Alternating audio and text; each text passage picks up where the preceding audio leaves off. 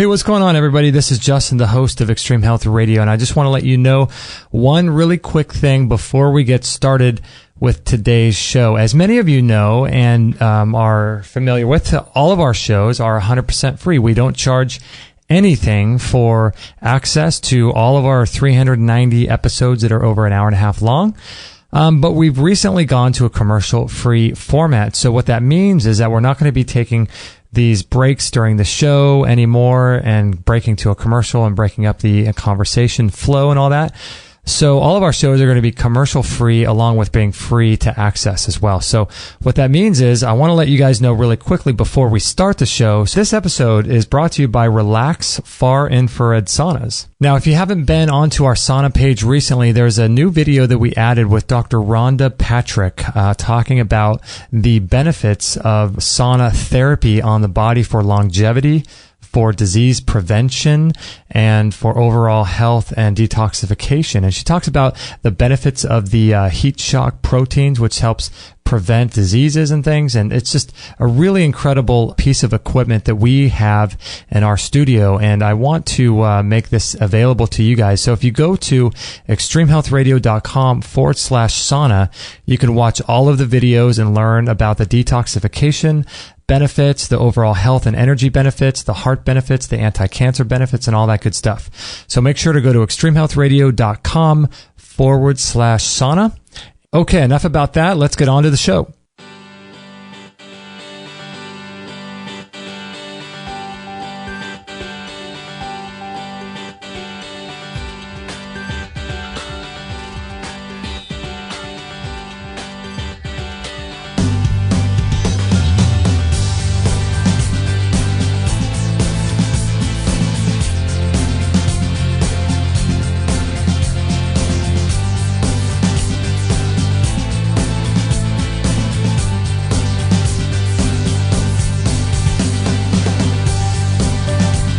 All right. Thank you so much, everyone, for joining us on another episode here.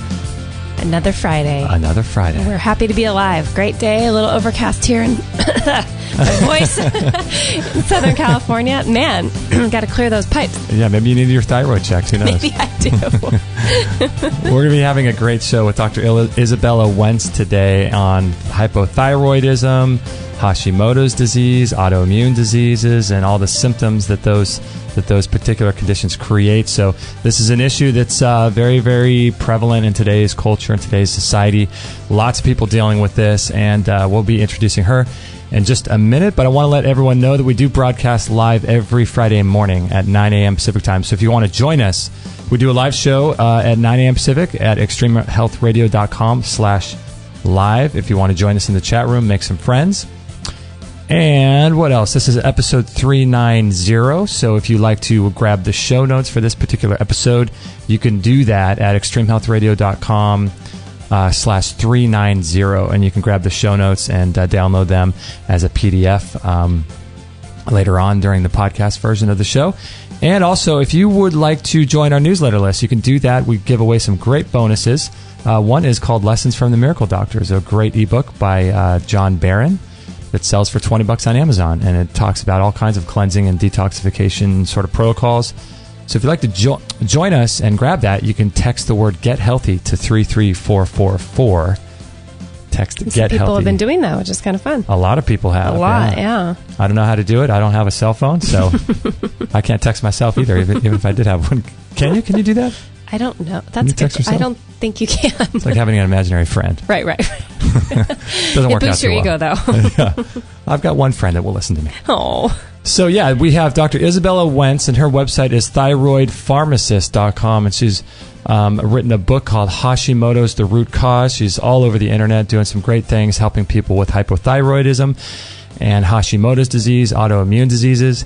And she has her own pretty incredible story about overcoming these conditions herself, which is a pretty interesting story. So thank you so much, Dr. Wentz, for being on the show today. Thank you so much, Justin and Katie, for having me on. It's such a pleasure. Oh, I'm glad it worked out. Yeah. So you started out as a pharmacist, but then you got really kind of locked into the whole thyroid issue because of some issues that you were having yourself. Exactly. So in full disclosure, when I went to pharmacy school, I was never actually interested in the thyroid gland. We had one lecture in all of pharmacy school that was dedicated to both hypothyroidism and hyperthyroidism, and we just learned so very little about it other than just to give people medications for the condition. Mm-hmm. And there were a lot of other conditions that I found far more interesting until I myself became diagnosed with Hashimoto's in 2009. After almost 10 years of pretty debilitating fatigue, and I had just kept having all of these symptoms that started happening. I started with fatigue, and then I went on to have irritable bowel syndrome, acid reflux, anxiety, palpitations, carpal tunnel syndrome, hair loss, and I was sort of all over the place, and I wasn't sure quite what was happening to me. And when I was eventually diagnosed with Hashimoto's, part of me was a bit relieved because I thought I would get an answer to what was wrong with me.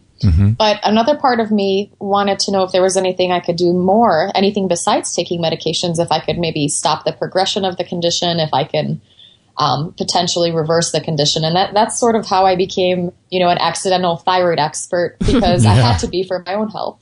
So what happens in a condition like that where someone were to just take the medication?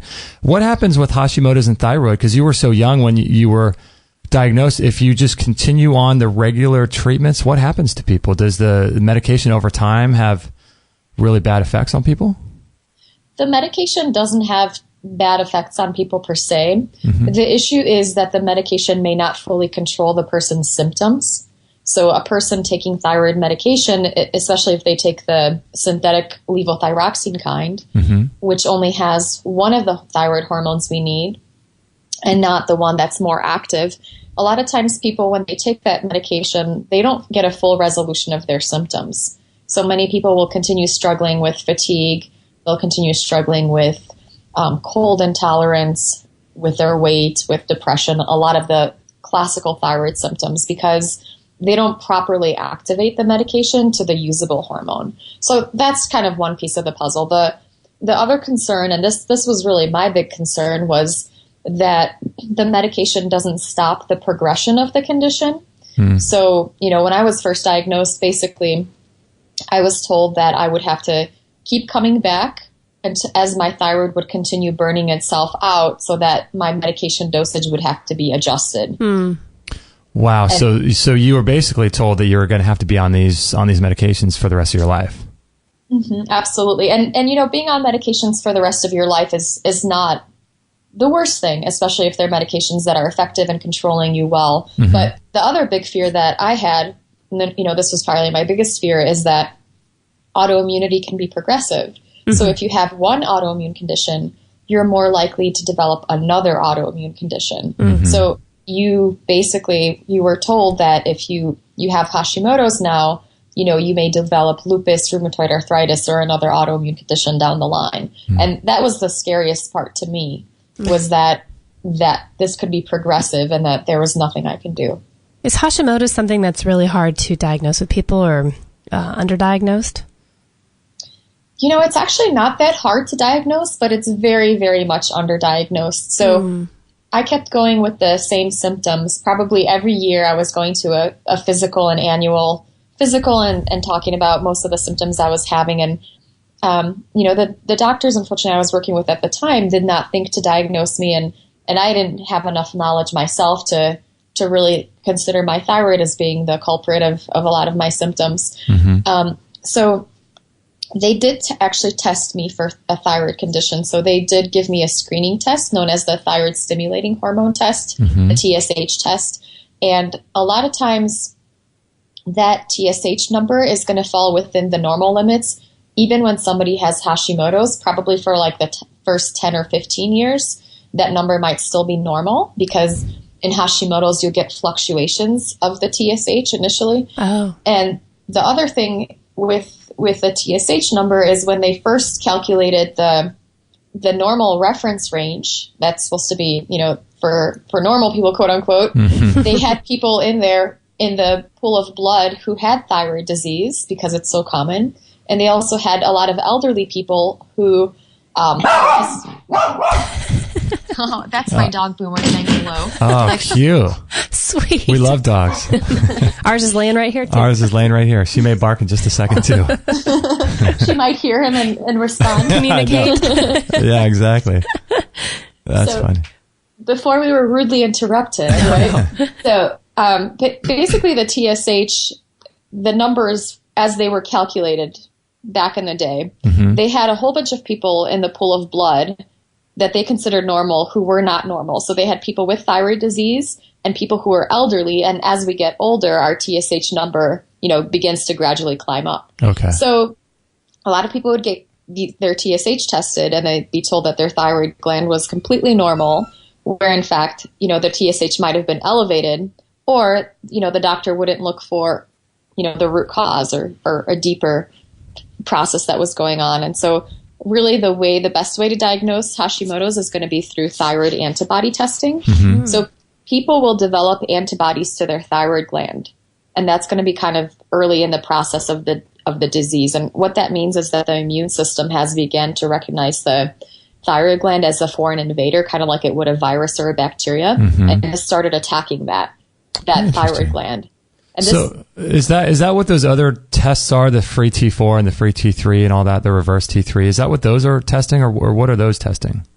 So the thyroid antibody tests are called thyroid peroxidase antibodies and thyroglobulin antibodies, and people can just, if they're taking notes at home, they can write down TPO and TG to ask for those as screening tests for Hashimoto's. Okay. So the free T3 and free T4, those will actually measure active thyroid hormones. Okay. So they'll figure out what's going on inside of the thyroid gland. So sometimes, I always talk about the TSH is a hormone that's released by a pituitary gland in response to low levels of circulating thyroid hormone in the blood.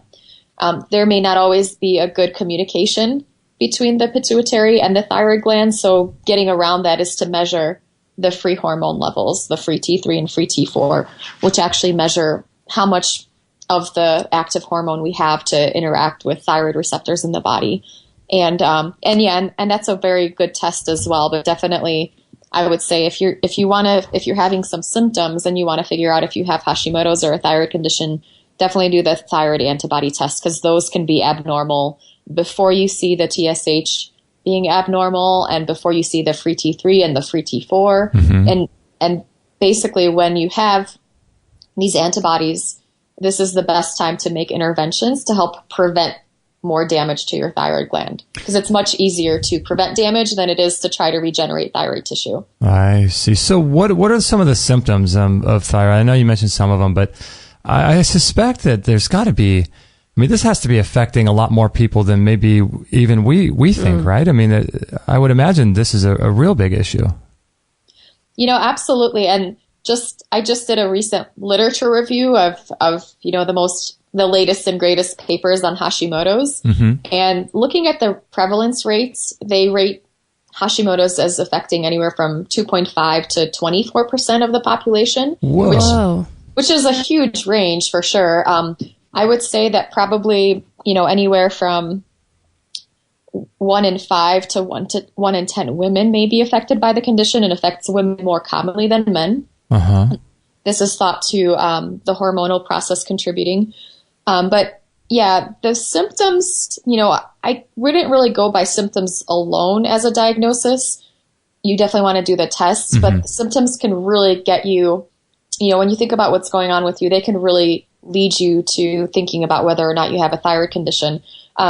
They can be very nonspecific, so it's really easy to talk yourself out of the symptoms. So I always recommend, even if you have just one of these symptoms, it'll be great to have your thyroid testing, especially if you have family history of thyroid disease, if you're, a woman around pregnancy, puberty, perimenopause, or, if you have, I think I already said family history of the condition, but definitely getting tested if you have one or more of these symptoms. So symptoms are going to be fatigue. So basically a person may be called lazy by their friends and family, but they're just really tired. It's really hard to do anything. Things feel like they're a really big effort, daily tasks. Having trouble waking up in the morning, hair loss, anxiety can be a symptom. palpitations can be a symptom. Cold intolerance is kind of a dead giveaway because the thyroid gland acts to stimulate our metabolism. And when it's not doing that enough, we're going to get cold. So if you're a woman that's sitting in your office at work wearing 2 sweaters and somebody, all of your colleagues are wearing just a t-shirt, that would be a good indication that you might have a thyroid condition. Mm-hmm. Loss of eyebrow hair is another symptom. Weight. Weight. So especially the upper third part of the eyebrow. And then weight gain or an inability to lose weight. Those are kind of the biggest symptoms that people complain about.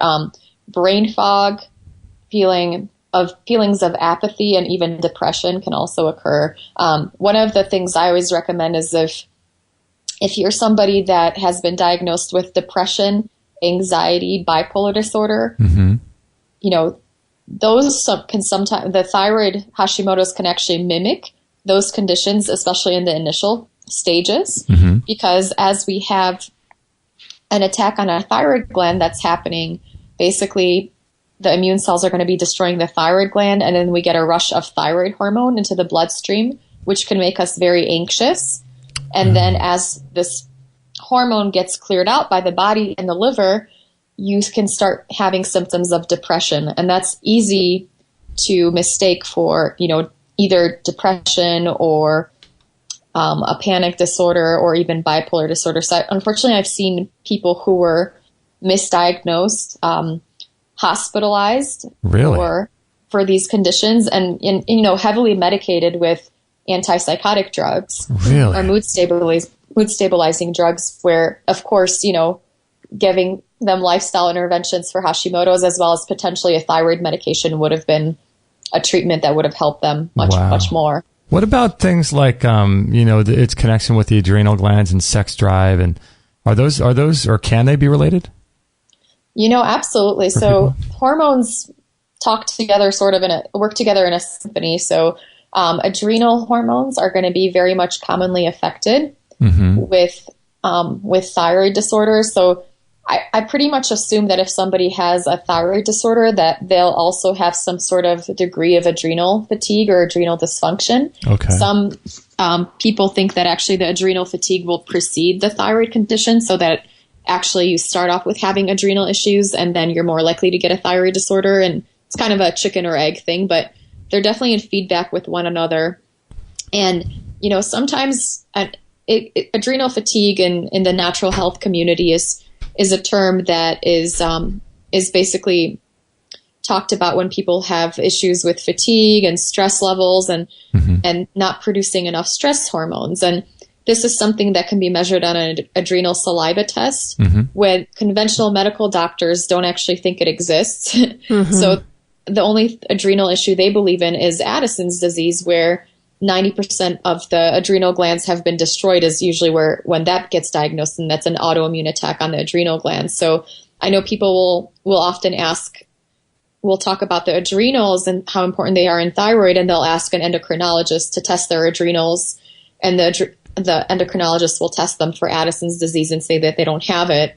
So people actually need to get their adrenal saliva or to take an adrenal saliva test kit to figure out their stress hormones in the saliva. And that's less of that's something you're going to see on a blood test, but it's definitely a real condition, and addressing adrenals can make a tremendous change in how a person feels. And as far as, the sex hormones, it's absolutely so. Whenever a person has a thyroid condition, they're actually more likely to have issues with their fertility. They're going to have, usually heavy menses with hypothyroidism, or scant menses with hyperthyroidism. They're more likely to have PMS. They're more likely to have polycystic ovarian syndrome. And menstrual irregularities definitely are a common thing with that, and sex drive. So having a thyroid condition can actually really, really turn down a person's sex drive. And definitely this is a thing that not many people will bring up when you first ask them about their main symptom, but it's something that a lot of people suffer from. So thank you for bringing that up. Yeah. So what is the difference between, you mentioned hyper and hypo? I know a lot of people are probably wondering, what the heck is the difference? I've heard both terms a lot of times, but what is the difference between the two, hyperthyroidism and hypothyroidism?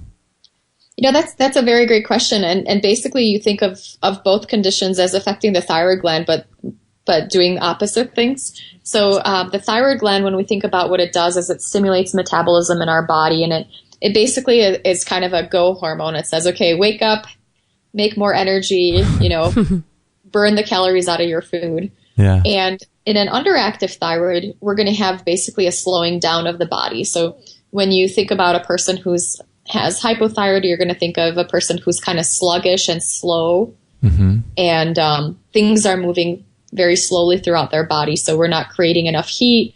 We're not metabolizing very well. So we're going to have constipation. People often have memory loss, things like that. When you think about hyperthyroidism, this is the other end of the spectrum. This is a overabundance of thyroid hormone, where a person has excess thyroid hormone. And you'll see people with hyperthyroidism, they'll have palpitations, they'll have irritability and anxiety because they're kind of, you think of somebody being like on speed. They'll have diarrhea. They'll have, sometimes they'll have tremors and they'll be shaky. They'll also be losing their hair. In some cases, they might have, their eyes may start protruding. This is an autoimmune response in the eyes as well that cross-reacts with the hyperthyroidism is known as Graves' disease. So there are antibodies in that as well, and they can cross-react with different proteins in the eyes. So those are the bigger things that people complain about, is going to be anxiety, palpitations, and feeling really irritable, as well as actually losing weight. So that most people will actually lose weight. So they won't be trying, but and it's not like a good weight loss. You'll be losing a few pounds in a week, and it just feels kind of scary. Interesting. So with your story and what you experienced, what do you think was going on? Was it, I'm curious about this kind of thing, because I wonder if this type of issue, was it in your body for years before you were actually diagnosed, and maybe the stress of going through school and getting your PhD and all that brought it out? Or was it something that comes on through lifestyle or diet? What do you think the cause is for? If I could break down the root causes, and I would say it's definitely something that somebody will have a genetic predisposition for, and then they have to have a triggering event. So there may be something that triggers the condition, whether it's an infection or it's a toxin. And then the other thing that has to occur is the person has to have intestinal permeability, which is known as leaky gut. And that's basically the perfect storm of autoimmunity, how an autoimmune condition develops. And, if you're eating the modern diet, pretty much most people are going to have intestinal permeability due to gluten, because gluten actually makes our intestines more permeable. So that's pretty accepted that most people are going to have the intestinal permeability if they're eating the standard American diet. With me, a lot of people will say, oh, well, it's just a genetic condition. I couldn't really help it. I got it because it's 100%. They think genetics plays 100% of a role, but in fact, genetics is only about 50% of the story. The other part of the story is your lifestyle and what your lifestyle was like and the triggers that you had during your life. So I probably had Hashimoto's for, 25 years before I was diagnosed. Wow. When I was living I grew up in Poland on the Ukrainian border. Wow. And I was, pretty close to the Chernobyl nuclear plant. Oh, wow. And was exposed to the, big nuclear disaster. And so, when they studied the rates of thyroid antibodies in children living closer to Chernobyl versus those in more remote villages in the Ukraine, they found that, generally the rates of thyroid antibodies were maybe 10% in the population, whereas the children that were exposed to Chernobyl, you'd think that they would be genetically pretty similar because they were all of the same ethnicity and, I don't think it was a big family of people related to each other, right? Right. So those children actually had 80% of them had thyroid antibodies. So we know that definitely the things in our environment can bring the condition. And looking at, with us just living in the U.S., not even living by a nuclear plant, is, we're exposed to so many different toxins and so many different chemicals that haven't been regulated properly. One of the really easy things to think about is fluoride in our water supply. So fluoride is something that's added to our water supply to prevent dental cavities. And, most of Europe doesn't add that to the water supply because they don't believe that it's a good idea to basically put drugs in our water. But parts of the UK, they do add fluoride to the water supply. And they just published an article at the beginning of 2015 looking at the rates of thyroid disorders in people in communities in the UK that add fluoride to the water supply and in people who do not.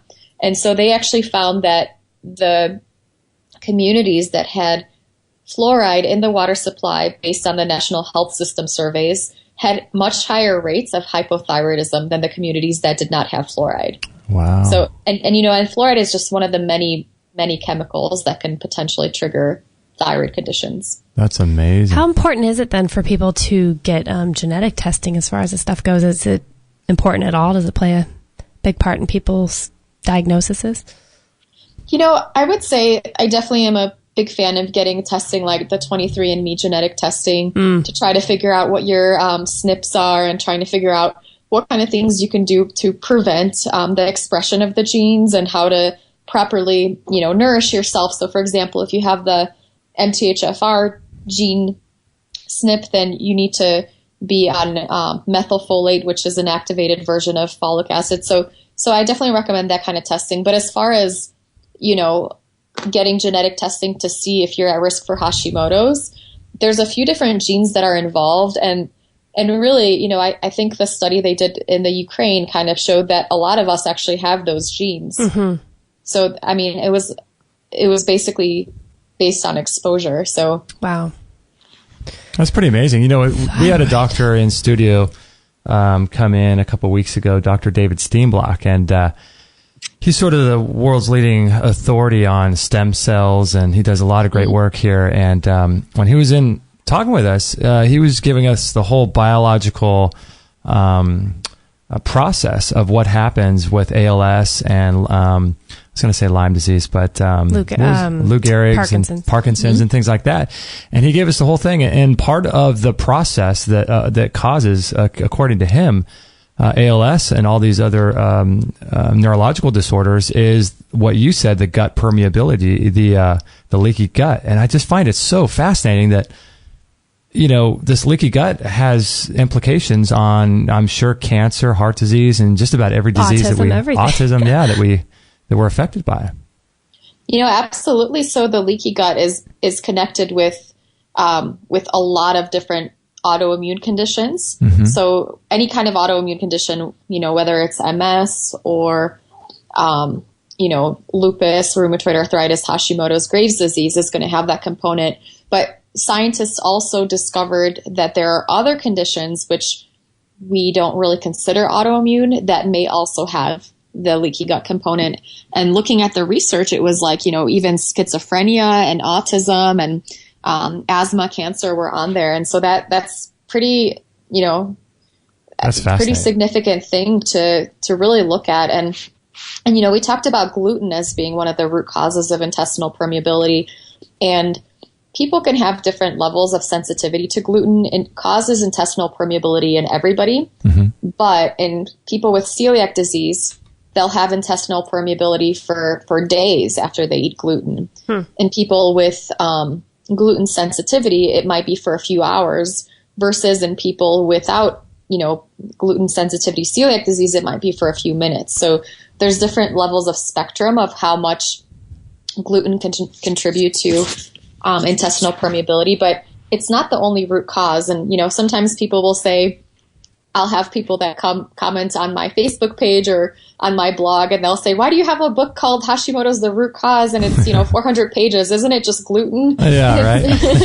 And, I wish it was that easy, but, there are other triggers for intestinal permeability that I don't think get a lot of attention. And one of them is going to be a nutrient deficiency. So not having enough glutamine and not having enough zinc is going to prevent us from properly closing down our intestines. Gut infections are a really, really big thing that I don't think the, natural health community spends enough time on. And, I'll see people who get put on, restrictive diets, and they'll get put on all of these supplements, and yet they have an infection inside of their intestines that's basically making little holes in the intestines. And no matter what great healing foods they're using, the infection is still, going to be making those holes. It's basically like having a boat or a bucket, and then that has a little hole in it, and trying to keep filling it up with water, And so looking at gut infections is something that I always recommend for people who've been maybe doing like a really great nutrient dense diet for a few months, but they're still not where they want to be health wise. And definitely small intestinal bacterial overgrowth that can actually produce intestinal permeability to a greater degree than gluten can. So really looking at your gut health is one of the key components of reversing and, your thyroid symptoms and potentially your condition. When scientists first discovered that intestinal permeability is part of the three-legged stool of autoimmunity, they also found that if you can remove the intestinal permeability, you can get the autoimmune condition into remission. And, I consider myself lucky, sort of, because I had irritable bowel syndrome and acid reflux and bloating and all of these gut symptoms where, when I saw something about intestinal permeability in the research, and I thought, okay, yes, this is me. This is definitely me. That's where I'm going to put my focus on. And of course, that was very, very helpful in my journey. But not a lot of people may have these gut symptoms when they have a thyroid condition. So they think, oh no, it can't be my gut because my gut's fine. Right. Right, but a lot of times you may be asymptomatic. Your leaky gut may be asymptomatic. So I always recommend, even if you don't have any gut symptoms, to really try to figure out what's happening there. And low stomach acid is another issue. I mean, you're talking about gut. People think the stomach or the lower intestine and the large intestine, but low stomach acid is another big issue for people, right?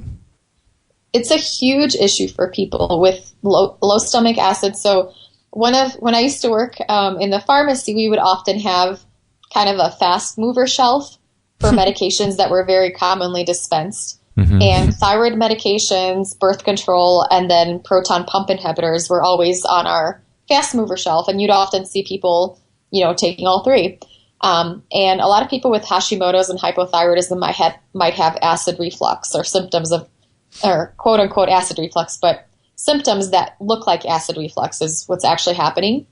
And they get put on medications to further suppress their stomach acid.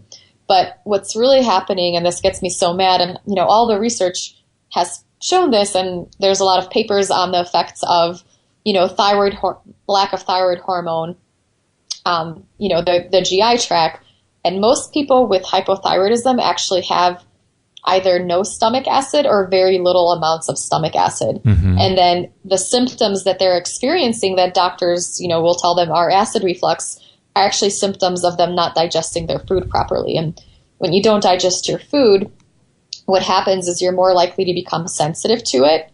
So then your immune system begins to attack the food. And if particles look similar to your thyroid, then you're going to be attacking your thyroid as well. And then you are also going to be exhausted, because when you think about our body's biggest job, it's to digest our food. And when we don't have enough digestive acid on board is when we're going to see a person being really, really fatigued.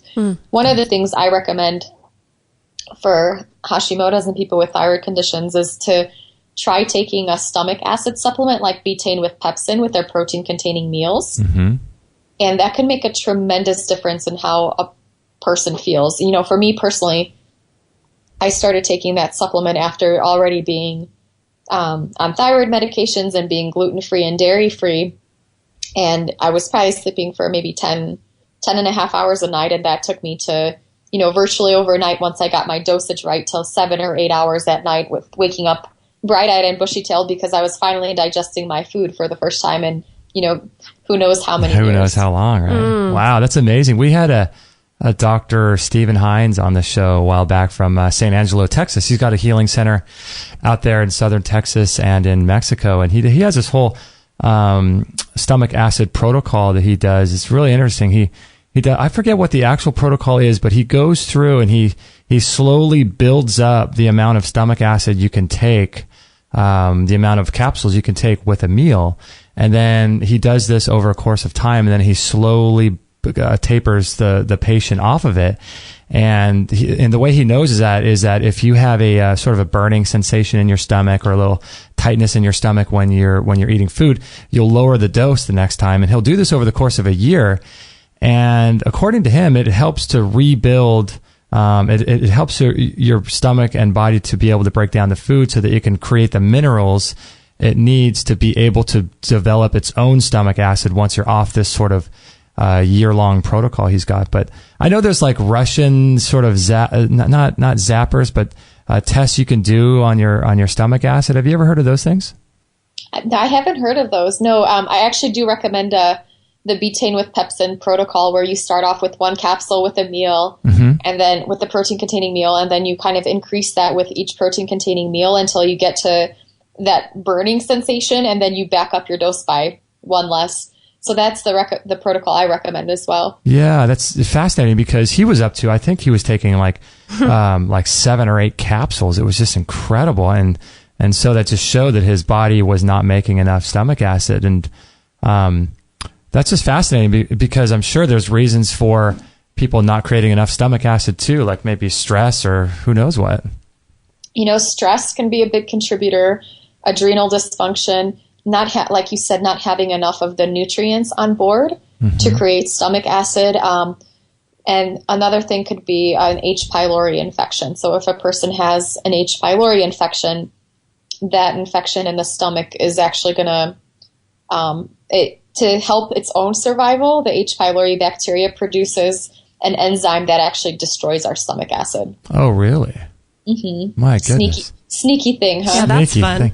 That's wild. Yeah. So, what about what are the differences between Hashimoto's and what we're talking about now? Because you write on both of those things. Are you saying the difference between Hashimoto's and hypothyroidism? Yeah. Is one basically are they the same? That's a great question. I get that very, very commonly. And Hashimoto's is basically an autoimmune process happening to the thyroid gland, and it's going to be the leading cause of hypothyroidism. Okay. Hypothyroidism is a clinical state, so it basically means that you have low levels of thyroid hormone, and that's something that can be caused by Hashimoto's, and obviously that's the number one cause of it in the United States. But hypothyroidism can also be caused if somebody, let's say, had their thyroid surgically removed. That would result in a low thyroid state. If they were taking too much medications that suppressed thyroid production, that could cause hypothyroidism. In countries that don't add iodine to their salt supply, iodine deficiency can result in hypothyroidism. So basically, hypothyroidism just means that for whatever reason, your body doesn't have enough thyroid hormone on board. Okay, that makes sense. Now, of course, we're talking about the thyroid. We have to talk about iodine, which you just brought up. What are your thoughts on iodine? Because there's a lot of people saying how, iodine is the nature's cure for everything. And then some people say it's dangerous. Some people say you just need the right amount. What are your thoughts about the iodine issue? It's somewhere in between. I actually treat iodine as a drug, because it is a narrow therapeutic index nutrient. So that means that doses that are too high for the wrong person can be problematic, and you do need some of it. So with respect to iodine and the thyroid gland, so iodine actually is a component of thyroid hormones, and we need it to produce thyroid hormones. So basically, T4, which we talked about, which is one of the thyroid hormones, is a molecule of tyrosine with 4 iodine molecules attached to it, and T3, the active thyroid hormone, has 3 iodine molecules attached to a tyrosine, and that's basically, fits the receptors in a certain way and activates them a little bit better than the T4. But basically, it's a starting block for building thyroid hormones.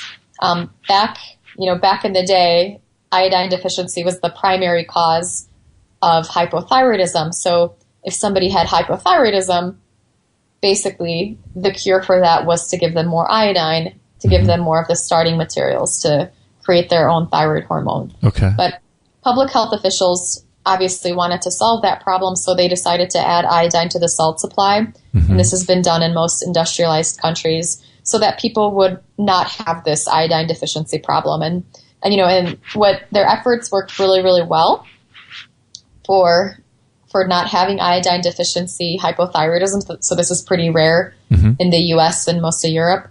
But unfortunately, what happened is that some people were actually having reactions due to excess iodine.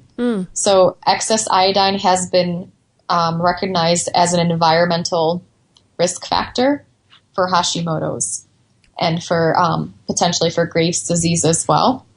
And basically what happens is when your body absorbs iodine, it needs to be processed by the thyroid gland to be properly turned into a usable form in the body. And every time this happens, this reaction in the thyroid gland happens, hydrogen peroxide is produced as a byproduct. Okay. And hydrogen peroxide, when it's not properly contained or checked, can cause surrounding tissue damage. If we have enough selenium on board, that can neutralize most of the hydrogen peroxide. But what's happening in Hashimoto's is basically you take in all this iodine without maybe having enough of the selenium on board, and then the person's thyroid gland has damage on it because of the hydrogen peroxide, and then immune cells are called in, and then this whole autoimmune response seems to start somewhere there, perhaps because the intestinal permeability and our immune cells develop partially in our gut, and maybe they're not developing properly because of intestinal permeability. But, long story short, this kind of thing happens, and iodine has been recognized as a trigger for Hashimoto's. So they've done studies in countries where they would look at the rates of Hashimoto's before they added iodine to the salt supply, and then 10 years later, they would do population studies, and they found that some of the rates doubled, tripled, or even quadrupled. And the more iodine that was added to the salt supply, the higher rates of Hashimoto's.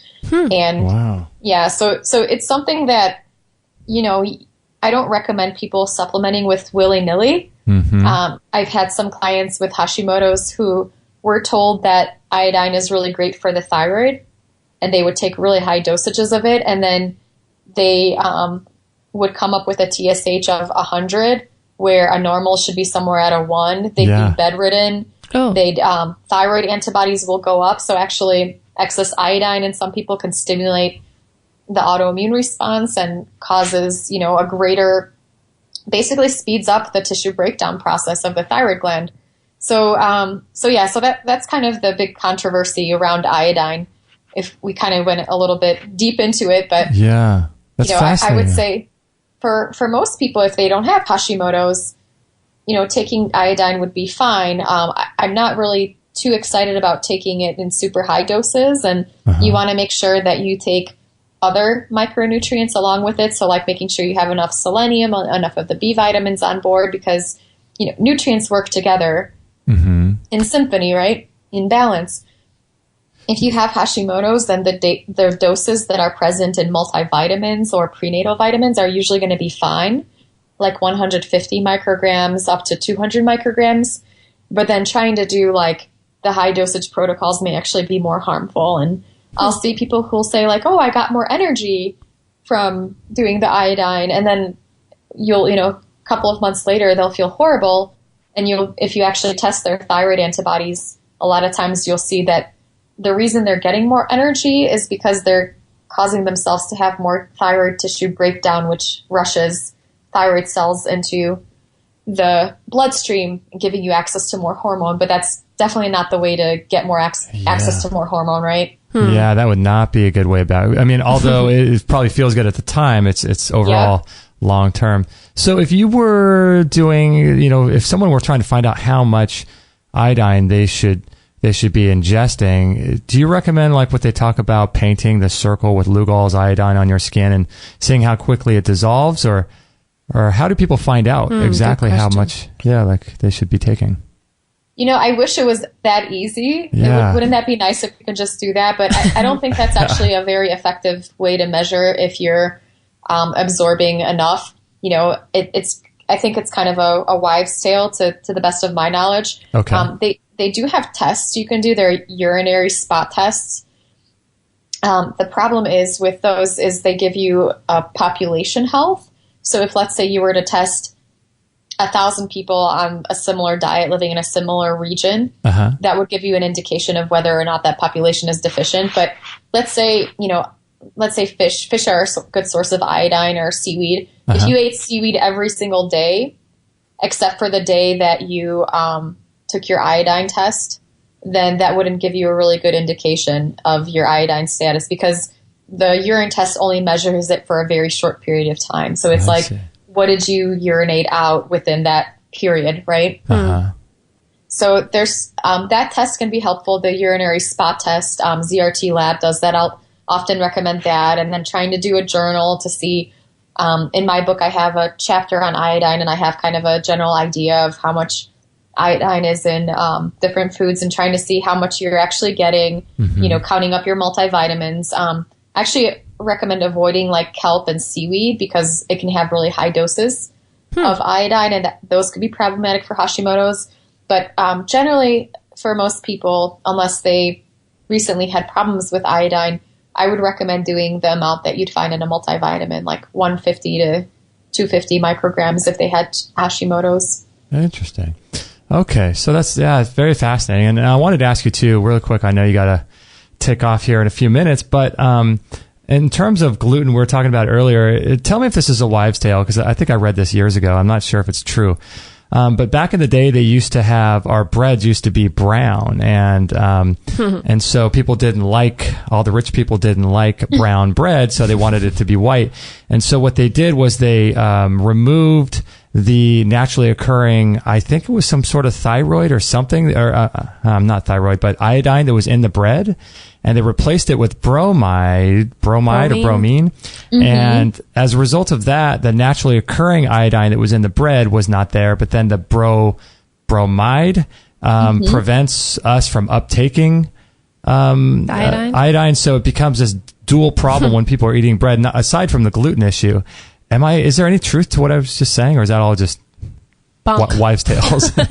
No, you're right. So bromine and fluoride and chlorine are basically, they're known as halogens. And when you look at your periodic table of elements and you see which kind of column they're in the same column with iodine. Okay. So that means they can bind very similar places. So the places where iodine will bind, those things can bind as well. So that's why, the fluoride, when you have that in the water supply, that can bind up in the thyroid gland, and so can the other halogens. And so, bromine and brominated, fluorinated kind of compounds that, they're put in our bread supply. They're put in actually flame retardants, like in our mattresses. Those chemicals can actually take up residence in the thyroid gland instead of iodine molecules. Okay. And that can cause inflammation and damage in the thyroid gland, leading to the autoimmune process as well, because they're displacing the iodine that we're supposed to have in there. Oh my gosh. So this is a dual problem with bread, not just the gluten and maybe even the sugar, caused by the carbohydrates, but also this whole bromide, thyroid sort of thing with bread too. And I mean, God knows how much bread people are eating. I mean, sometimes it's 3 meals a day, right? Right. It's crazy. Right. And when you think about, traditionally how we used to prepare bread, we used to make sourdough bread, and the sourdough process actually breaks down a lot of the gluten. Oh, really? So not a lot of people are aware of that, but, the breads that our ancestors were eating had much lower amounts of gluten in them because of the fermentation process. That makes sense. And two, another thing, people, just occurred to me with bread is that most likely they're being kneaded in a commercial factory with commercial municipal water, which contains the fluoride and other chemicals, chloramine and things like that. So it's being kneaded with with water that's not good too.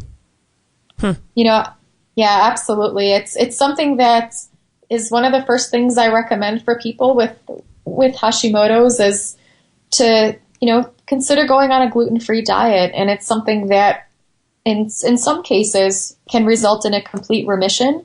So when I was first researching Hashimoto's and looking at the different things I could do, I found an article that was done in Italian study where they looked at rates of Hashimoto's in people with celiac disease who were not on a gluten-free diet and then put those people on a gluten-free diet. And something like 19% of the people who started on a gluten-free diet and had both celiac and Hashimoto's within a six-month period of time, they no longer had quote-unquote markers of Hashimoto's. Oh my gosh. So their thyroid function normalized and they no longer had the thyroid antibodies. And for some people, it's a complete turnaround. They get off of gluten and all of these problems they have go away and their thyroid condition normalizes. That's a minority of people. Of course, it's not everybody. I wish it was that easy, but most people actually feel better off of gluten. I recently did a survey of my readers and about 2,200, I think 23 responded, and 88% of them who had attempted a gluten-free diet with Hashimoto's said that it really helped them. So, even if it's not a complete reversal of the condition, you'll see a lot of things improving, symptom-wise, gut function, and, people will see their thyroid autoimmune markers go down once they get off of the gluten, and some people can completely reverse their condition. Wow. Nice. We have one final question I just had to get in before we let you go, but what do you think of these, I know there's like standard process and things, companies that make like a thyroid, they'll take the thyroids of animals and, people will ingest those for thyroid health. Do you have any say on that? Supplementing with other thyroid of other beings? Yeah, that's a good question. Yeah, that's a really great question. So those are glandular products. Okay. And so basically they're made from the thyroid glands of animals. And actually the medications that I recommend for thyroid conditions, so there's synthetic medications like levothyroxine and Synthroid and Levoxyl are the most commonly known brands. And an interesting side note is Synthroid was the number one prescribed medication in all of 2013 in the United States. Really? It was. And so Wow. Those medications are going to be the drugs of choice for most endocrinologists. Unfortunately, a lot of people, research will say 90% of people do fine on those medications. In my experience, it's like the opposite. Maybe 10% of people do okay with those medications. And the people that seek out my help usually are not stabilized on those medications. So what I'll recommend is a lot of times naturally desiccated thyroid medications. These are made from the glands of animals, usually pigs. And they have thyroid hormones closer to a ratio that is normally occurring in the human body. So we talked about that T4 and the T3 molecule being more active. And the natural desiccated thyroid medications will actually have both the T4 and the T3 in there. So that the person takes the medication and they don't have to convert it to the active hormone.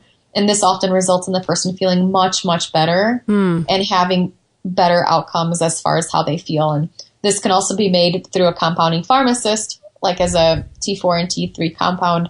But that's kind of a long-winded answer. So I do recommend glandular products for people. I usually do recommend that people get them through a prescription because they're going to be better controlled and better regulated than the supplement industry. So with the over-the-counter supplements or whatnot from the different companies that may have put glandulars in them, I've looked at a recent study that basically had, kind of some scary statistics that the dosages were not regulated very well. So I'd rather have people go the pharmaceutical route. That said, Standard Process, I do like their products a lot. There's a product called Thytrophin PMG that I like. And that is, they say it's not a glandular, that it basically helps with repairing the thyroid gland in people with autoimmune disorders. And I've seen some people really having good results with that. What was the name of that one more time? How do you say that? It's Thytropin PMG. Okay. It took me a few years to get the name right. It's kind of a weird name. Wow, that is a name. PMG. Okay, I'm just writing it down over here. It's funny. Awesome. Cool. Well, thank you Oh, for man. being on the show. Gosh, I have a million other I questions. know. I have a bunch of other questions just in my list, and then just 1,000 questions from when you were talking. Fascinating stuff. So I want to let people know where they can find you, and I would highly recommend people that are listening to this to like your Facebook page, because you got a ton of people on there, and it's and you're putting out some great videos and some really cool stuff going on your Facebook page, right? Yeah, thank you so much. Yeah. So we have, if people want to go to my website, go to thyroidpharmacist.com, and they go to thyroidpharmacist.com/gift. They can actually get my digestion and depletion center, which has the betaine protocol in there. Nice. For free. They have the gluten-free quick start guide, because when I first went gluten-free, I did it all wrong, and I just don't want people to make the same mistake, as well as some nutrient-dense recipes just to get people started if they haven't gone that route before. And then my Facebook page is facebook.com/thyroid lifestyle, or people can search for Dr. Izabella Wentz, thyroid pharmacist. And I like to pop in there and just kind of, a couple of times a day, usually I'll answer people's questions just in saying hello and kind of post new content on there. So awesome. Those would be the best places to reach me, is through my website or at the Facebook page. Okay, cool. Thyroidpharmacist.com/gift for people to grab that. And were you just recently ran like a summit or some sort of online promotion or something that was going on you were just doing? I think you just wrapped it up, didn't you, with involving the thyroid? We did something called the Thyroid Bundle. Okay. And basically we gave away a cookbook. So we gave away a cookbook of gluten-free, dairy-free, and soy-free recipes. There's about 100 recipes in that. And then I also asked a bunch of people to contribute to the cookbook, because I have a lot of good recipes, but I'm not super good at taking photography. So I was like, I want to give our community a cookbook that they can just get started with. And I didn't want to write the whole cookbook myself. So we got that. And then I also asked some really great experts to contribute ebooks and different kind of guides and meal plans and recipes and little training programs for people to help them into the Thyroid Bundle. So to make it available for people to purchase, if, kind of a low cost item for people kind of just maybe getting started or just looking for more guidance in their health without, maybe going to spend $500 on a functional medicine practitioner. Nice. So people who are motivated to take charge. And Nice. And is that still available for people, or is that closed? yeah, that's still available at thyroidbundle.com. Nice. Okay, cool. I want to let people know about that too.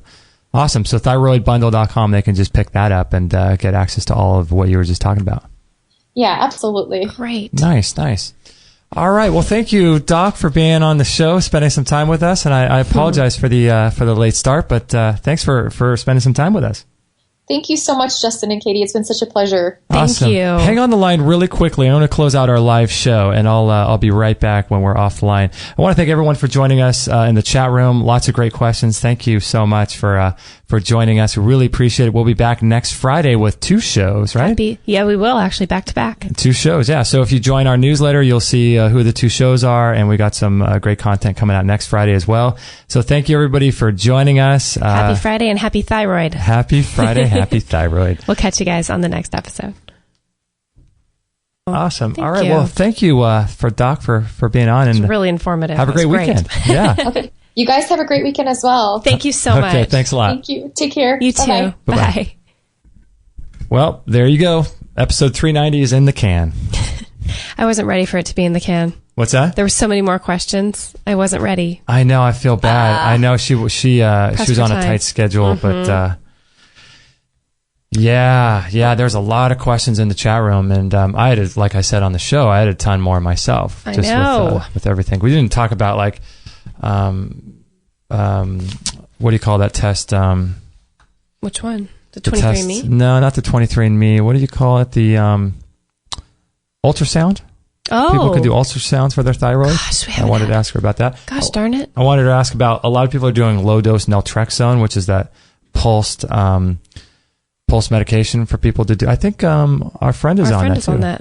She Right. takes that. I'm Or, wondering, Yeah, she talks about low dose naltrexone, and I'd probably just recommend getting her book, right? Mm-hmm. I would too. How many pages did she say that was? Oh gosh, 400 or something crazy. 400? Did she say that? Am I making that up? No, I don't think so. Yeah, 400 pages. Something crazy like that. I do have to say though, I've been during the show, I was looking at her blog and stuff. I mean, there is so much information on that. And then imagine if you look through all that, spend a ton of time, and then also got the book, you'd be pretty knowledgeable about the thyroid. So what I would recommend people do is to find a good doctor, a naturopathic physician, where you can go and get these tests that she's talking about, the reverse T3, reverse T4, TSH, and what was the other one? The reverse T3, and then get those tested, and then you can find out, and then you can also get your stomach acid tested and your iodine levels tested. You could also get the saliva like I have for the adrenal. That's good to know. Put it all together. I know. I'm wondering if, I mean, every time we have a guest on, I wonder if I'm dealing with some of these issues, but well, it makes sense. I wonder if I don't have Hashimoto's. I mean, well, you do have, your body, I should say your body has a little bit of what they call Raynaud's, right? Mm-hmm, the Raynaud's syndrome. And it's autoimmune. Good thing you don't have that. Good thing I don't. My body does. Yeah. It's a good thing you don't have that. Your body. My body's just dealing with it. Yeah. Yeah, your body's in a different spot. Yeah. But yeah, it has, so it's got an element, and also your sensitivity to peanuts too, or your allergy to peanuts. So these are like autoimmune.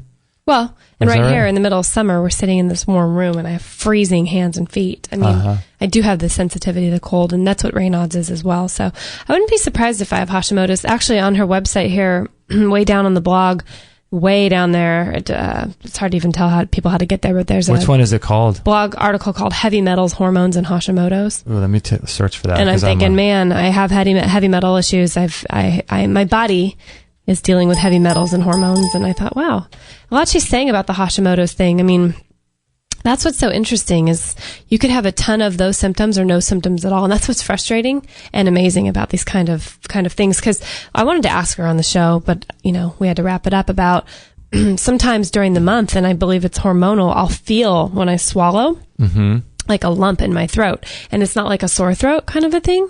It's like, wow, I feel like, I could actually put my hands up to like where your Adam's apple is, and it feels really, really sore. And not really, really sore. It feels sore, but kind of like it's just really sensitive and irritated. And when you touch it, it almost feels like, it's like you have a feeling it's your thyroid. That's always been my gut feeling, and I've had it my whole life. Well, we went to a couple years ago, or a year and a half ago, Dayton Medical Center in Florida, which is a great place, and they did this really extensive ultrasound, whole body ultrasound, all the way from your thyroid down to your groin. And they, with a lot of ultrasounds, what was explained to us is that traditionally when they do ultrasounds, a lot of times, because they're working above the skin, they can't get really good angles, right? So if an organ sort of drops off and sort of, like, for example, the bottom of your lungs. Okay. And when the guy was doing my ultrasound, he really sort of dug in. Remember that? And it's a little he'd dig painful. in because he was trying to get that right angle to see from the bottom of the lung up to the top of the lung, because it's a different angle. Right. And so with a lot of times when people do ultrasounds, they don't take the time to do these really intensive sort of angles. And so he did a test on you, on your thyroid. Remember, he said you had a couple nodules or whatever on you? Remember that? How do you remember? It's like I have had so much going on in there. Remember I don't that? remember any of that. Yeah. Man, that's right. Remember, I think we probably get the paperwork for that too. I forgot about that. Yeah, because he spent, it was like more than an hour with us, Yeah, right? It was way more than that. That's right. For this whole test, because he tested every organ, the gallbladder, the liver, the pancreas, the stomach, the lungs, the colon, the small intestine, large intestine. Oh, it was like an hour and a half for each of us. But yeah.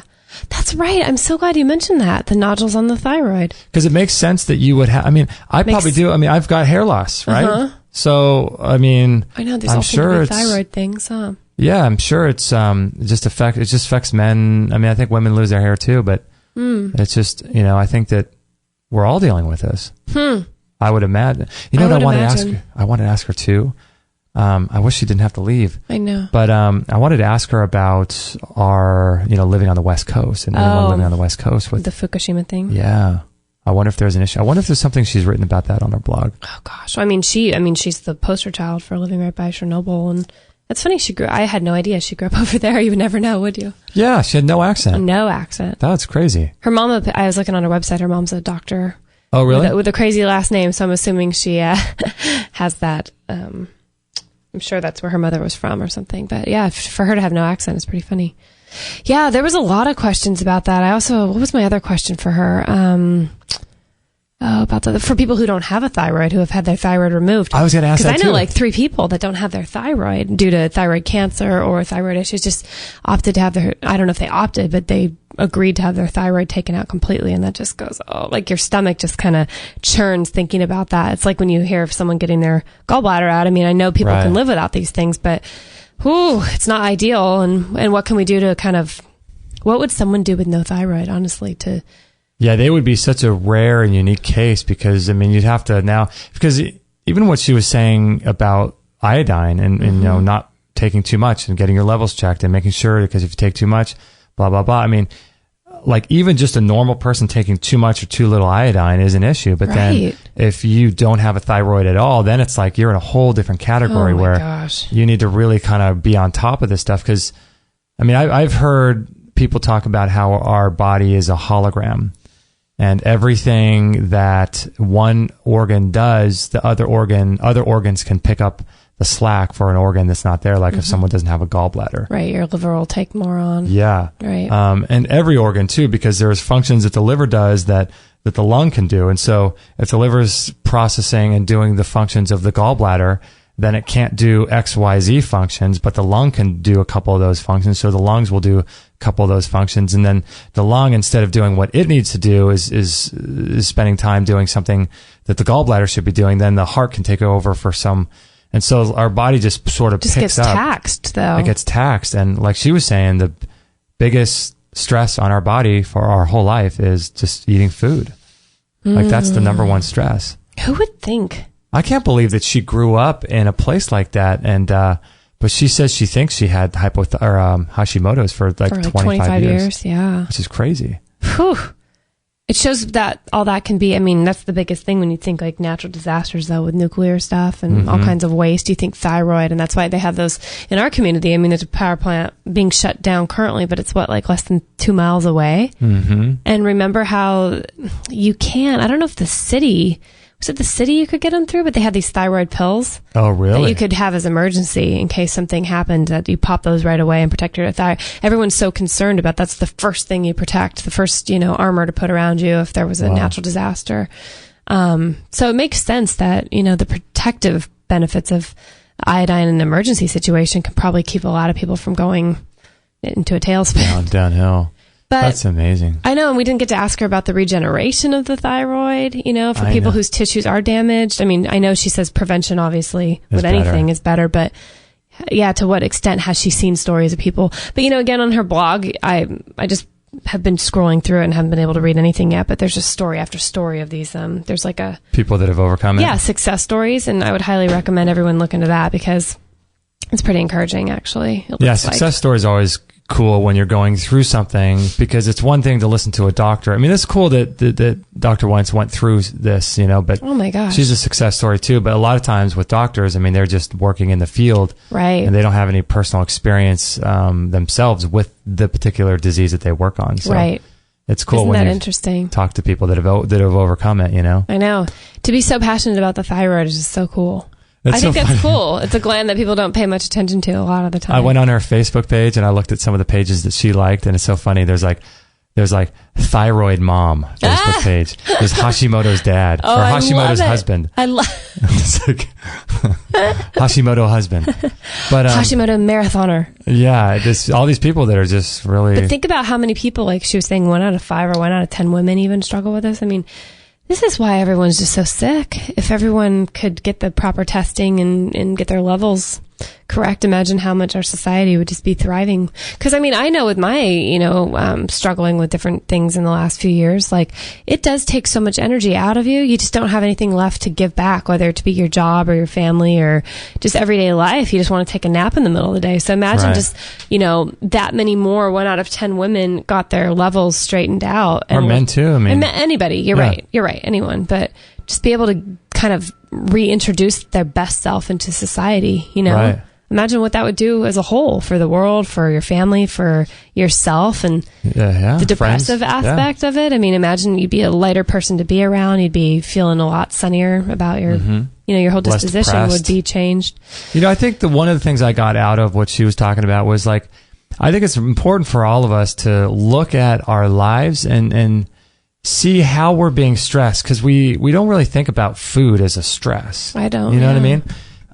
If you live, like, for example, if you live up in where my brother lives, up in Seattle, that's a stress. You're not getting vitamin D. So you're going to be, or if you live at really high altitudes, you got, or if you live at really, at sea level with smoggy air, or if you don't, if you work a night shift, or if you're working in a hospital under blue light all the time, you just all these environmental factors. Even if you're someone, if you're an African American, and you're living in North America, like way up north or something, like these are not natural places. Yeah. You got to look at that and say, okay, your body probably needs more sunlight, more vitamin D, and there's so many things where you should take stock of your life and say, okay, well, I got a really stressful job. How can I support my adrenals? How can I mitigate the stress? Because otherwise, if you don't, it's going to come back to bite you. You're going to have some sort of nervous breakdown or mental breakdown if you're working a corporate job 12 hours a day under all this tremendous amount of stress, but you don't do anything to support your adrenals or your thyroid, or you know what I mean? Yeah, for sure. So you got to sort of look, like for us here, we live on the West Coast here in California, so we need to be taking extra precaution of our thyroid and Fukushima and these types of things. I think you just have to, every person is going to have a stress on their body that's unique to them, whether it's like their own health challenges, their family history, skin color, where they live, their diet, lifestyles, and all that kind of stuff. And your genetics. Yeah, your genetics too. Everything. I'll tell you what, though, I think that 23andMe test is just amazing as far as stuff like that goes. You know who's working on, apparently 23andMe ran into some legal issues. Do you remember that? Was that the article I brought up? I think so. Okay. But they ran into some legal issues in terms of reading what the results were. Mm-hmm. I did not bring that up, but what's the recent with it? Do you know? Well, I'm not sure exactly what legal issues. They were shut down for a while, I know that. Because they were giving results, or they were giving interpretations of the results. Oh, right. They're not allowed to interpret. They can give you the raw data. They just give you the results, the raw data, mm-hmm. and that's it. But Dr. Rhonda Patrick, who we're trying to get on the show, is working with some people to figure out how to read and interpret the SNPs that you get. That's cool. I know there's a couple sites too that I've found online researching that you can, it's a bummer because then you have to pay again, but you can send your results to them and they'll help you too. Oh, really? Yeah, there's a couple different sites. I think I read about that actually in Louise Hay's recent book, You Can Heal Your Life. That's a good book too. Yeah. What is the latest one with Alia Cadro and Eat Yourself Healthy? Loving Yourself to Great Health. Eat yourself.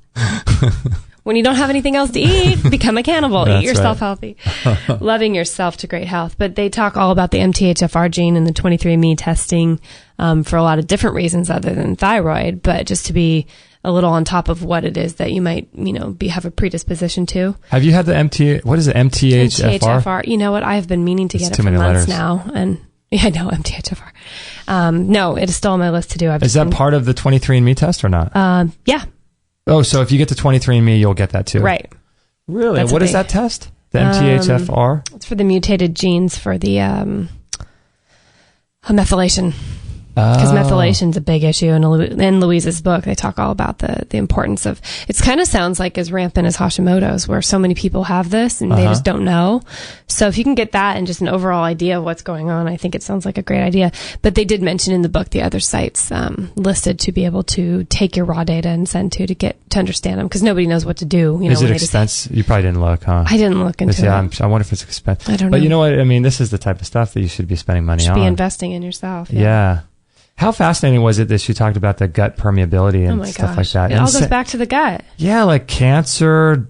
Everything goes back to how healthy your gut is. And we did a show a while back with, what was her name? Dr. The Gaps? Oh, Dr. Natasha Campbell McBride. Yeah. She had brain fog. Maybe I have Hashimoto. Natasha Campbell McBride, where she talks about how to heal and sort of seal your gut with the whole GAPS protocol. The heal and seal. Yeah. No, I know.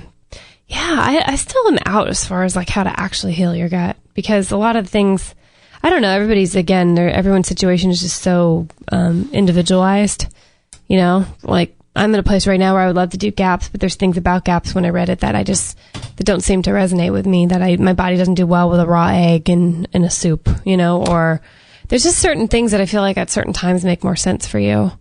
But I know healing the gut is the main goal. Crazy. Glutamine is a big thing.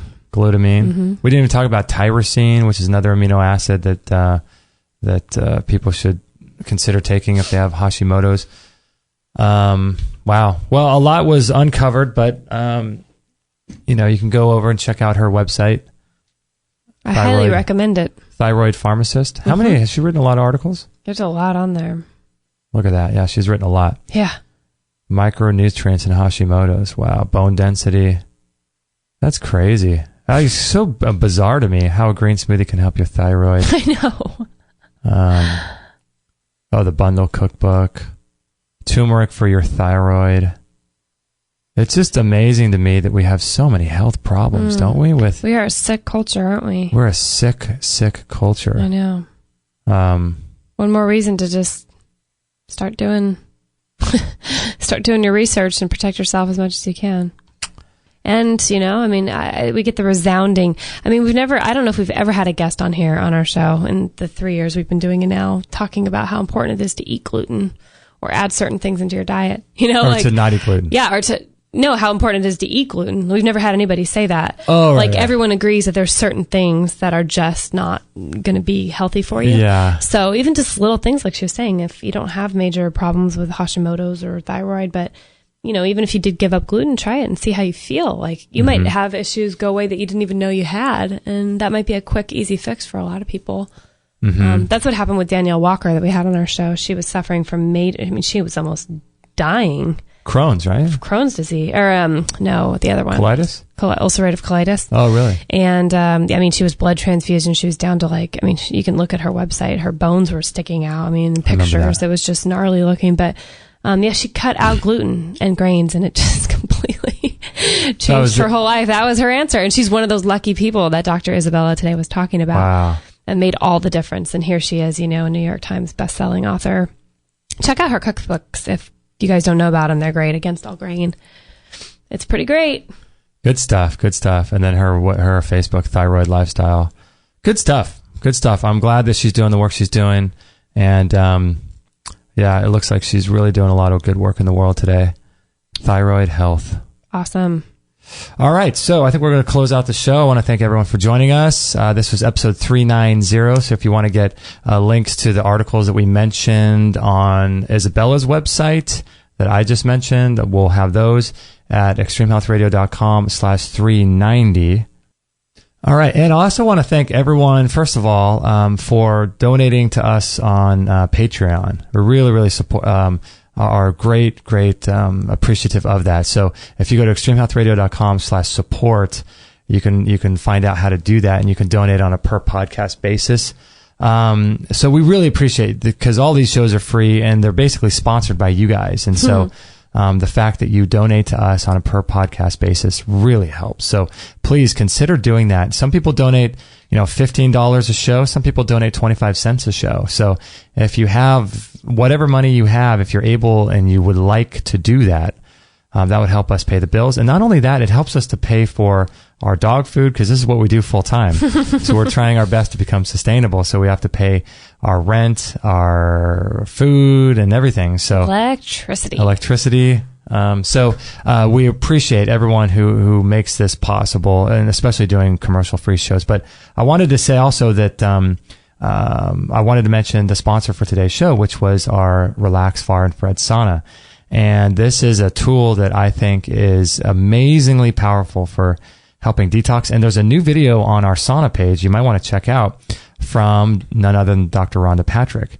And she talks about the benefits of heat shock proteins and what they do for anti-aging, and how they affect the ability or the lack of ability of people getting diseases, all-cause mortality deaths from people dramatically lower from increasing their core body temperature. Just from sitting in a far infrared sauna. Yeah. Wow. So I would highly recommend. I do it just about every day. Yesterday, I didn't do it. I was bummed. I was too tired. I missed it yesterday too. Did you? I was too hot. I usually go do it before bed, but bummer.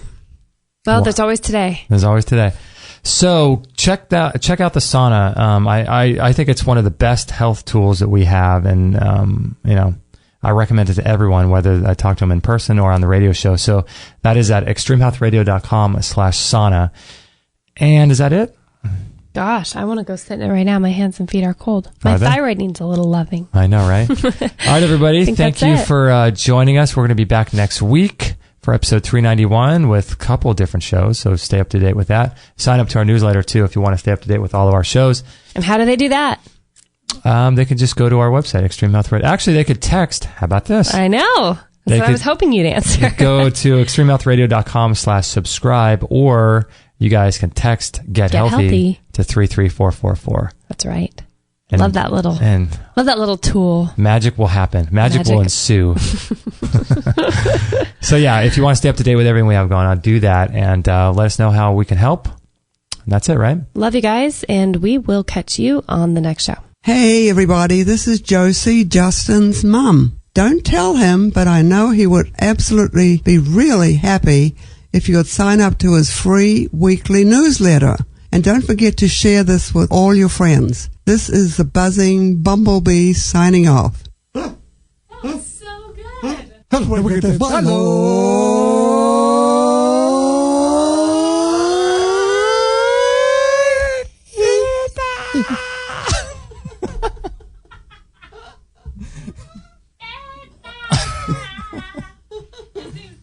Oh my gosh. Thank you for listening to this episode. It's time to go for now, but our mission does not end with this show. Justin and Kate will be back with another interview packed full of ideas, discoveries, and unique ways to regain your health. Head on over to extremehealthradio.com/subscribe and instantly download our free gift too that contains cutting-edge strategies to start making healthy lifestyle changes today. No material on this blog is intended to suggest that you should not seek professional medical care. Always work with qualified medical professionals, even if you educate yourself in the field of live food, nutrition, and alternative medicine. I'm not a doctor, nor am I offering readers medical advice of any kind. None of the information offered here should be interpreted as a diagnosis of any disease, nor an attempt to treat or prevent any disease or condition. While information in this blog is discussed in the context of numerous conditions,